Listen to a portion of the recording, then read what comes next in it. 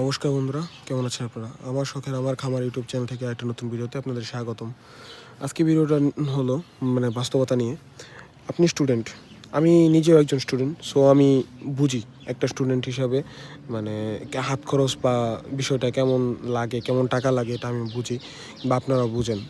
So আমি একটা মোটামুটি মধ্যবিত্ত ফ্যামিলি থেকে বিলং করে আমি আমার বাবার কাছে কিংবা আমার ফ্যামিলির কাছে টাকা চাইতে আমার যেমন লজ্জা কিংবা একটা শরম লাগে, এটা হয়তো বা আপনি যদি নিম্ন মধ্যবিত্ত ফ্যামিলি থেকে বিলং করেন তাহলে ওটা আপনার বেশি লাগে।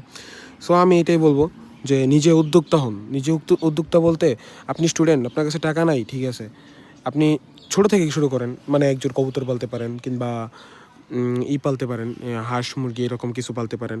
আশা করি প্রথম একটু ফ্যামিলি থেকে ঝামেলা হবে, মানে ফ্যামিলি থেকে দিবে না, কিন্তু আস্তে আস্তে কিছু বকা শুনে যদি করতে পারেন তাহলে আপনি ইউজড হয়ে যেতে পারবেন।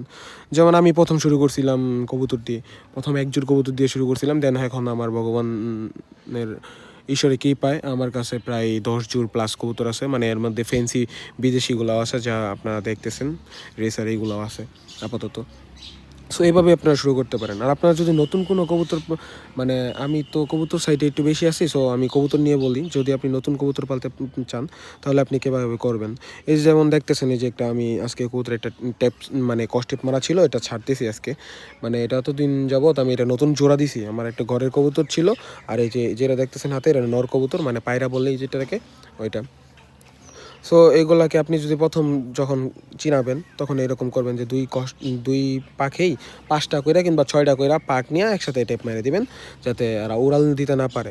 তারপরে 1 সপ্তাহ যাবত আপনি মানে খাওয়াবেন ওদেরকে, মানে খাবার দিবেন, যথেষ্ট টেক কেয়ার নেবেন, তাহলে দেখবেন ওরা আস্তে আস্তে সব জায়গাটা চিনে যাবে কিংবা ওর বাসাটা চিনে যাবে। যেমন আমার ক্ষেত্রে হয়েছে, এই যে এটা হলো মানে মাদিটা, ওই দুইজনকে আর কি জোড়া দিছি, এখন এই যে ওদের বাসা হইলো এটা।